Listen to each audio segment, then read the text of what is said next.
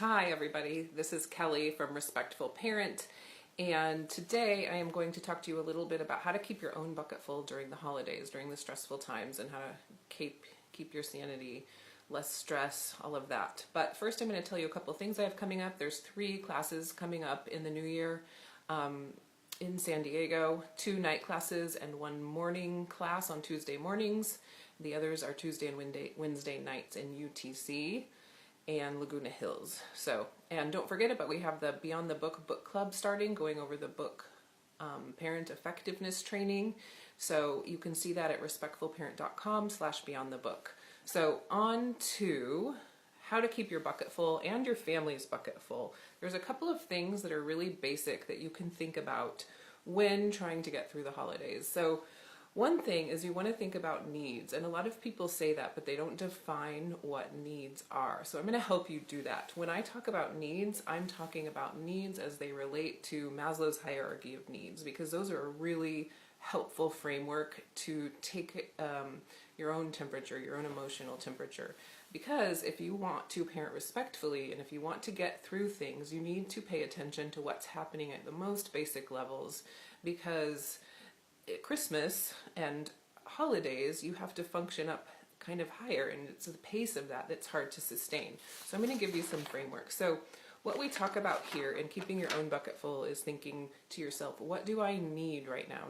Not what solution do I need? I don't need a hot bath, but you perhaps need alone time. You perhaps need to go to the bathroom. You perhaps need to eat. You haven't eaten all day. So what this is this is Maslow's hierarchy that we learned about probably in junior high or high school. And if we've got physiological needs like food, sleep, shelter, all of those things. So if you're tired or you haven't eaten, you're not going to be able to function up here in the level of respect or belonging or family, which is where we are when we're at all these family gatherings. So if you haven't slept, you don't feel physically safe or emotionally safe, you're not going to be able to function very well at all these social gatherings. Then up here becomes achievement and success and self-actualization. So when you're wanting to do all these things to make Christmas magical for everyone around you, but you're down here hungry and tired and not feeling totally safe, then you're not going to be able to do that. And what I'm going to tell you is children make Christmas magical no matter what you do. So if you feel pressure to do all these crafts and parties and visit Santa and go to the mall and look at lights and do something special every night, I'm here to tell you, you don't have to do that.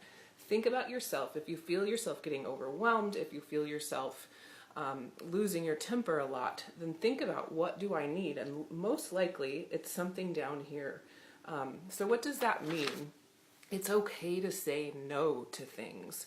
But when you do say yes, be all in, get joy out of it. Those things will fulfill you. So that transitions me. Now, we keep in mind that we do these for our kids. We pay attention to, are they hungry? Are they tired? Are they scared? All of those things we pay attention to all the time, but we don't pay attention to them for ourselves as much, and that's where we get into trouble. So again, asking yourself, what do I need right now to be a better parent? And that's going to help you. The other thing that's relevant to getting through really busy times of the year is the 3 kinds of time. So we've got 3 kinds. We've got activity time. Lots of activity time during the holidays. There's parties, there's school functions, there's so much stuff to manage. And then we've got relationship time, which is connection, which we do a lot of that too. We're doing all kinds of things to connect with people. We're spending a lot of time with people.